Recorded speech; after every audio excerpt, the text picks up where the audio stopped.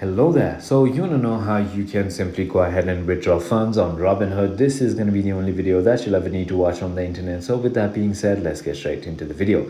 To withdraw funds from Robinhood, simply go to the transfer section in the app account menu and then select transfer money and choose your linked bank account as the destination. You can then enter the amount to withdraw. Choose between a free standard transfer 4 to 5 business days or a fee-based instant transfer and confirm the withdrawal.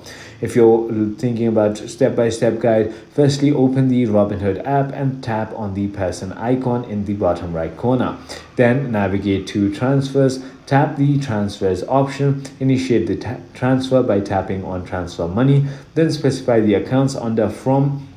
Select your Robinhood account and then under 2 select your linked bank account. Enter the withdrawal amount, so type in the amount that you want or wish to withdraw. Then simply choose transfer type and review. Select between a free standard transfer or an instant transfer which has a fee. Review the details including any potential fees for accuracy and then confirm the transfer by tapping on withdraw or transfer to complete the process.